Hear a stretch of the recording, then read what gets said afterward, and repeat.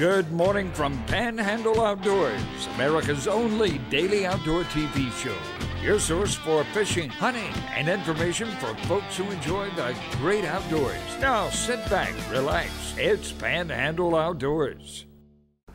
Good morning, folks. Welcome to Panhandle Outdoors. I'm Winston Chester. I'm glad you're here with me on this Monday morning. Got a big show lined up, a big week lined up because we're going into July 4th weekend. So let's get started with all of our outdoor information and activities and weather and all of it.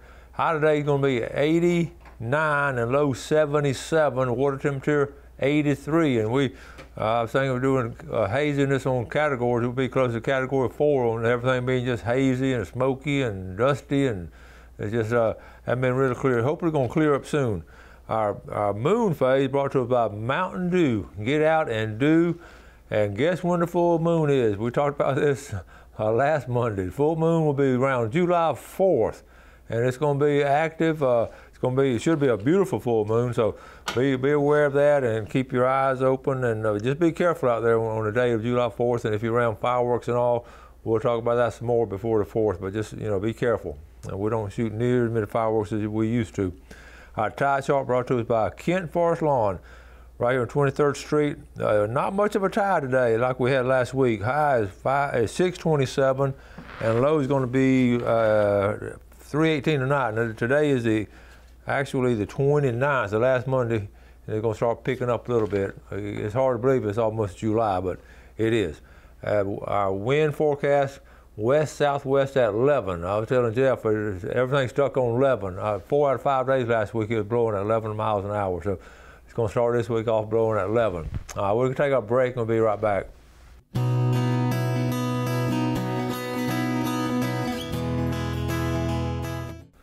Okay, welcome back. I want to add a name before I forget. Jeff Bryant, Panama City Beach. Loyal viewer moved here not too long ago and watching the show. Jeff, so your name's in the pickle jar. Let's take a look at some pictures. We've got a bunch of them to show, and almost all of them have good stories, and that's what makes these pictures so relevant and so enjoyable on Panhandle Outdoors, because it sort of has a story with it. And Kenny Bostic sent this to me, and we got. Kenny was talking about, he said, Winston, I'm going to go and read it to you. Winston, you might show these pictures that Susanna took yesterday. So his friend Susanna took these pictures down at City Marina. And we talked about the storms and all last week. Remember that a really strong storm came up last week. And it just came out, it hit everybody real strong. And it was, I'm talking about 40, 50, 55 miles an hour. And on this one, Kenny was talking about, he showed the picture here. We got it up there? Okay. He said, Winston, you might show these pictures that Susanna took. 1 minute, good weather, 30 minutes later, a Mayday call. So here it was, bluebird weather, and when that storm came up. But what's cool on this, it's a series of pictures, okay? So we got here's the picture right there, okay? So it starts kicking in, okay? So here's the same picture during the storm. And I mean, this is right here, right off the City Marina, folks. This is not out there in Acapulco or wherever. This is right here. And they sent out a Mayday about right now. I mean, he couldn't get a sail down. He had a dinghy behind him. And then here's the after picture. What do you think about that? Thank you, Kenny and Susanna, for sharing those pictures. But again, these storms, we talk about these storms when they come up, they just come up all of a sudden sometimes, and you just got to be prepared. And that's luckily no one was hurt. He was rescued by the Coast Guard, and everything went real well. My buddy Marcus Parrish, I'm not going to read you the whole thing, but sent me he said, hey coach, a nice email here he went fishing last week, and he fished Deer Point Lake, and then the second series with crickets off the Apalachicola River. He went on down to say he just had 50 good-sized ones, and they just went on. And he also brought up this about having a Panhandle Outdoors fish fry. So when things settle down, he suggested having a fish fry, and the proceeds go toward the outdoor education programs in the Panhandle. I think that's a great idea, Marcus, and we're going to, like I said, when things settle down, we'll look at that and have a big old fish fry and do something good with that money. All right, so here's Marcus. Here's Marcus's picture. All right, you're talking about, now look at it, that's hand size. That's literally hand size. Okay, that's another one. That's not the same picture now. Okay, there's Marcus posing with them.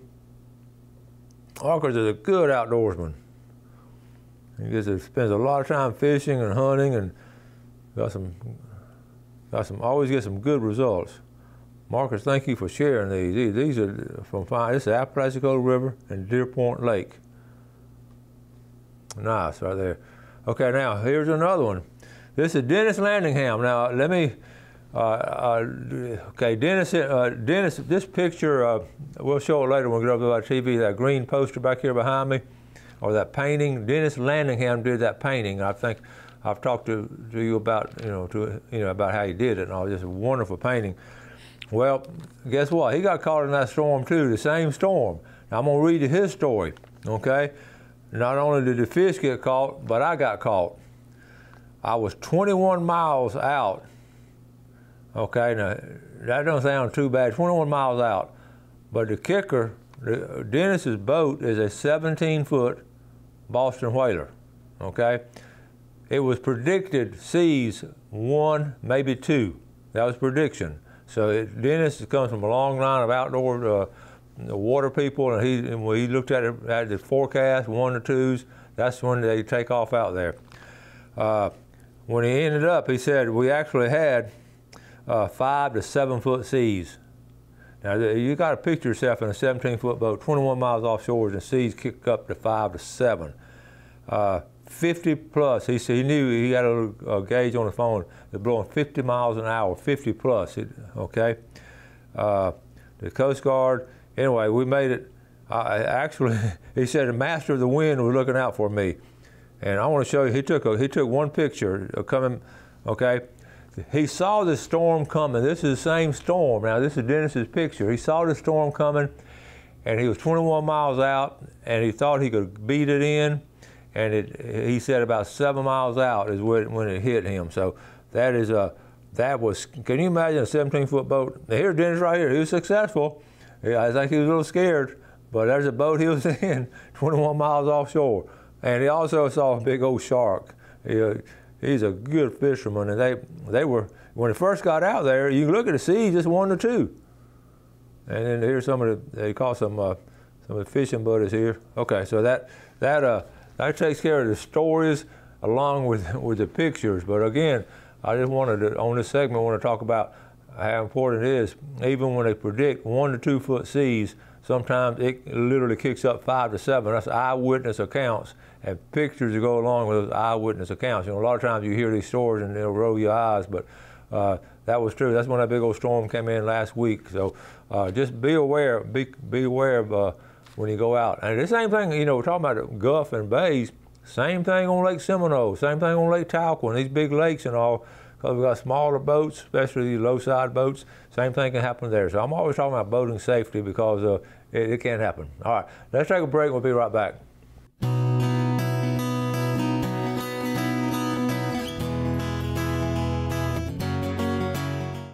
Okay, welcome back. Also, some more pictures we didn't quite finish up on. Again, with stories, Seasons of Hope. Michael Harris' group, who do a tremendous job with young people, sent this.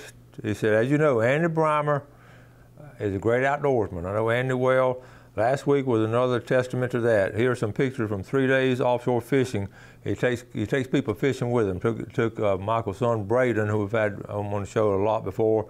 He caught a trout. Also a picture of Braden with a trout. So we got okay, here we go. Here's the redfish that Braden caught. He's going to get this one mounted. He's going to get a skin mount on this. This is the first big redfish he's got, and that's a memorable thing too to get it.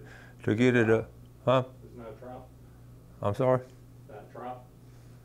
Okay. Yes. That's his trout. I'm sorry.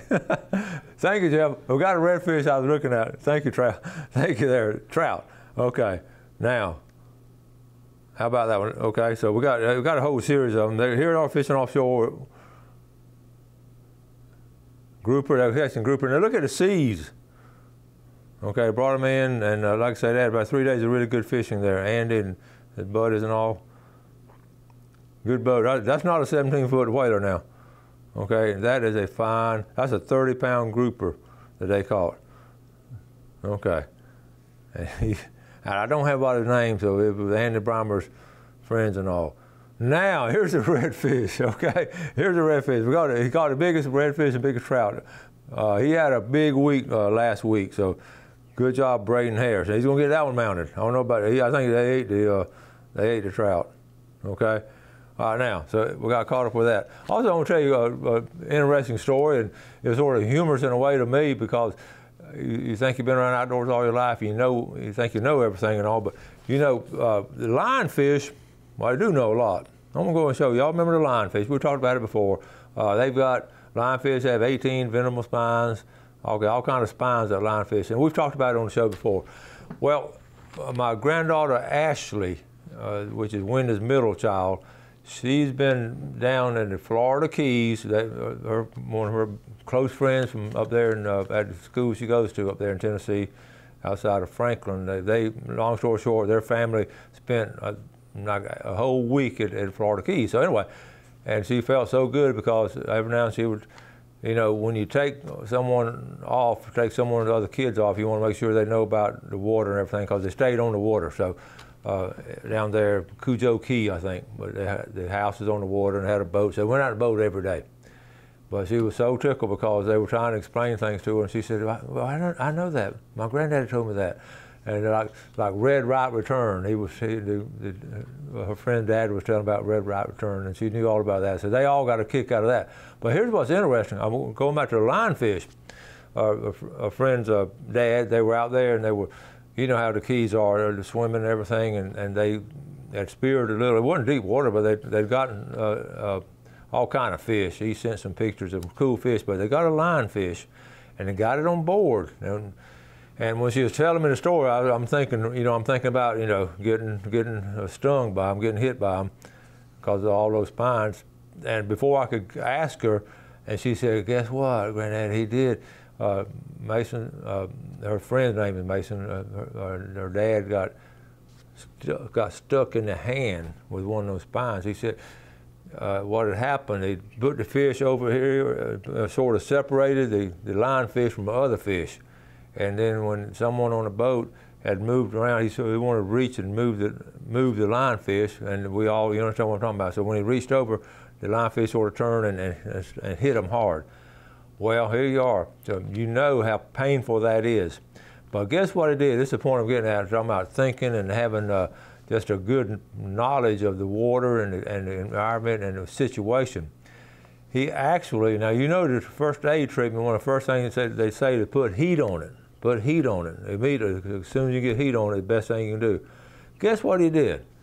I thought this was brilliant. Now, I don't know the fellow. I would like to talk. I'm going to get Asher to ask him if he thought about this or had read this somewhere, because he jumped, he got in the water off the ladder, he backed up, he got over there behind the motor, okay, and his wife turned the motor on, but they're anchored in, chest deep water, so what happened, he got the motor running, got the water was coming up through there, the outtake valve, spitting out that hot water of the motor.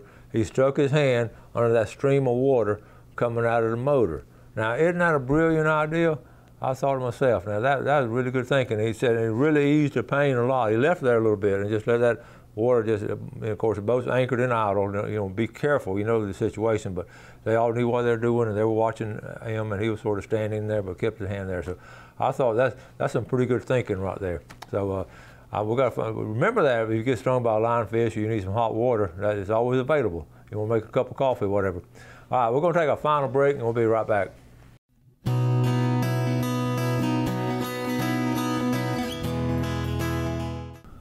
Okay, welcome back. Guess what? Up here on a Monday, we're going to get started. I got all kinds of things to show you, but I didn't finish with a picture. I got to show this one now. This is my great nephew up there in Bristol. This is Dylan. Now, it's not Dylan Thursday, but this is what Dylan caught Thursday. Dylan Chester up there in Liberty County with a Liberty County hat on.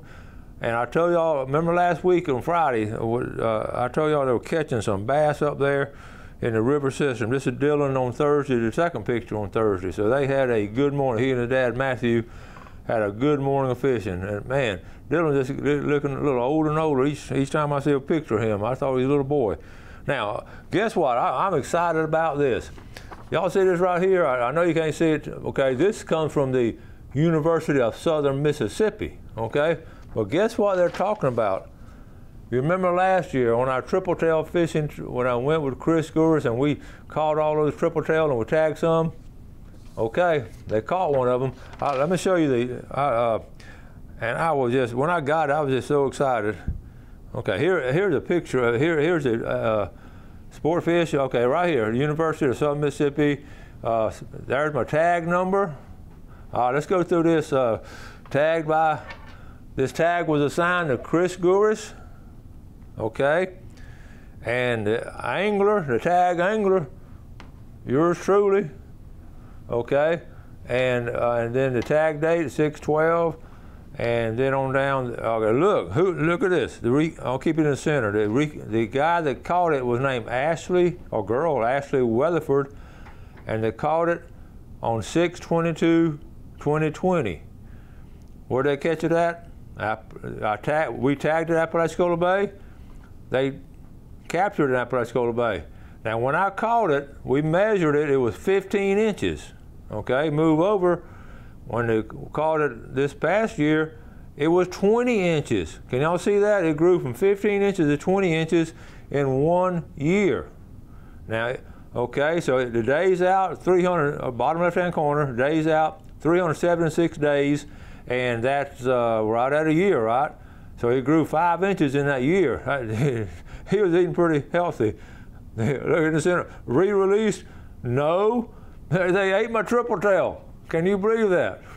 They ate my triple tail. I guess they were hungry. But here's what's cool. I'm gonna look at here. Look at the legend in the bottom right-hand corner. Bottom right-hand corner says tag location. That's a circle with a blank in the middle, and the recapture location is a colored-in circle. Okay. Guess where this was caught? Almost right where it was tagged. Isn't that just fascinating? I mean, it really is. I wanted to compliment University of Southern Mississippi. I want to find out more about this. And the doctor, the guy's name, and Chris Gouris told me about him, Dr. Dillon. Anyway, I want to make, when things settle down, I want to make a field trip out there. Jeff, I can't quite see the clock. I want to make a field trip out of the University of Southern Mississippi and visit with them when the pandemic gets over and everything. And I just looking forward to that. But anyway, that's the first tag redfish, and I'm looking forward to getting some more. And it's going to be, that's fine. Right? It's going to be, we're working hard this morning. Okay. So anyway, so we got that one. I wanted to. Also, while we're up here on the screen, I also want to talk about, let's go from triple tail to scallops, okay, because it's coming up soon. I showed this earlier, but we're close to it because it's opening on July 1st now. It's open in Franklin County, okay, so it's going to be opening in 2 days in Franklin County. But look at the color chart. Green, of course, is the Gulf County area where most of us go, and blue is Franklin County. So the blue area will be opening up on the actually, in 2 days it'll be opening up. So with the Gulf County now, August 16th. But here's what I've showed this to you before. Now I haven't showed this to you in a while. I do not know whether they're going to do the scallop survey or not. Guess what? They haven't told me anything. So I'm thinking the pandemic sort of prevented them from doing a scallop survey this year because I've tried to look it up and find it, and I can't get a hold of anybody on it. So. It has not been reported if they've done it, but I wanted to look at this because I want you to just be well aware of what's going on with the scallop situation, especially folks that last year just had this banner year, and all of a sudden we got all kind of scallop experts out there and said how easy they are to find. I want to show you. I want you to follow this line right here. This line right here. I'm going backwards. This is 2019. Okay, so see, that's a black line. And right here, the black line is Gulf County. So this black line right here, it starts in 2012. I'm going to follow it here, okay? So in 2012, here's the numbers, okay? Remember how we do the triangle and all that. So they found less than 10. If I remember right, it's like 3 scallops per triangle. 2013, 2014, 15, it started going down. 16 was a terrible year. 17, 18, and then last year, 2019, look how high. That's Gulf County, what we just followed, okay? Now here's the key to it.